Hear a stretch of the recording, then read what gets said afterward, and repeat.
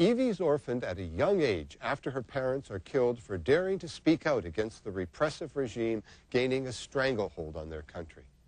Thrust into activism after the politically motivated death of their son, Evie's parents choose their political ideals over their daughter, a quality of selflessness that can be found in V. Evie represents the people V is trying to help, and she joins V in his campaign to free the people of England, but does not condone his pursuit of personal vengeance.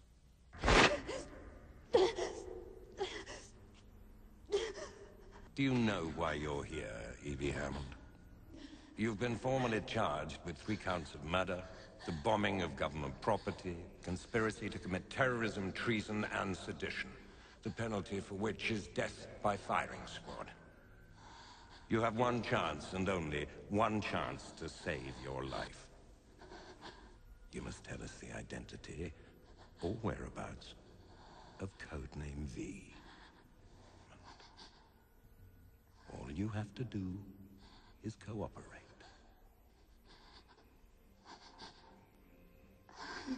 Process her.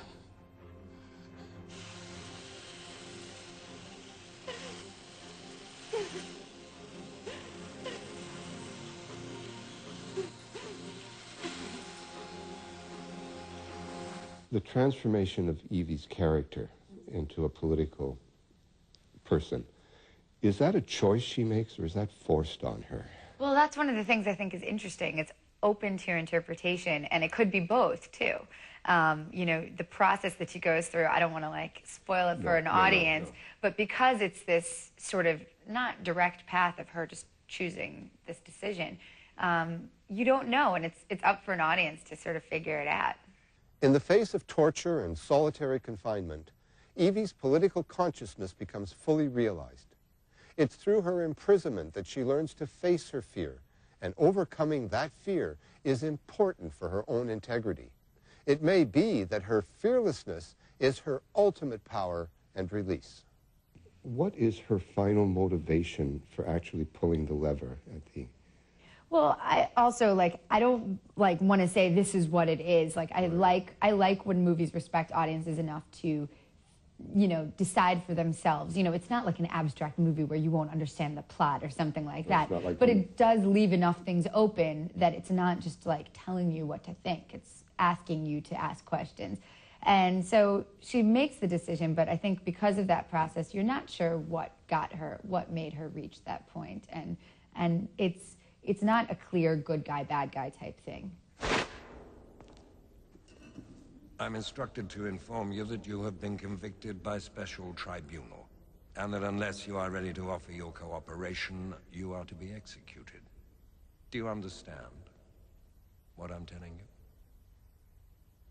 Yes. Are you ready to cooperate? No. Very well. Escort Miss Hammond back to her cell. Arrange a detail of 6 men and take her out behind the chemical shed and shoot her. Inspector Finch, played by Stephen Ray, is the detective on the hunt for V, racing to stop his string of murders and find him before he fulfills his promise to destroy Parliament on the 5th of November. However, as Finch unearths details of V's history, he discovers shocking state secrets concealed by the government he serves, and his sympathies begin to shift. He starts to question that which he has blindly accepted for far too long. In many ways, he represents the ordinary citizen. Finch guides the audience through the story as he begins to uncover evidence that suggests that the British government may have something criminal to hide. For Ray, the movie is about what happens when government pushes people too far.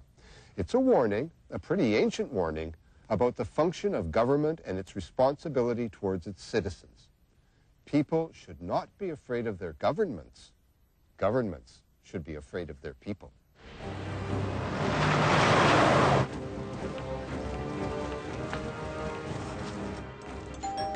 I'll get it. Eric Finch? Yeah.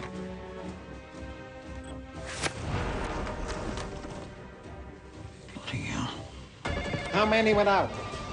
So far, we count 8 boxcars, several 100,000 at least. Christ. I want anyone caught with one of those masks arrested. The whole city's gone mad. This is exactly what he wanted. What? Chaos. Fact. There is imagery in this film that refers to the present, but just as much refers to the past and even to a hypothetical future. Fact. Alan Moore's book and this movie are larger than any simple, direct political targets. They are instead a reminder of how fascism works. Fact. Remember when the source material was written.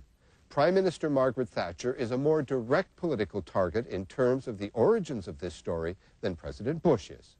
And there are many other real-world parallels that find their way into the film that have nothing to do with any current administration anywhere.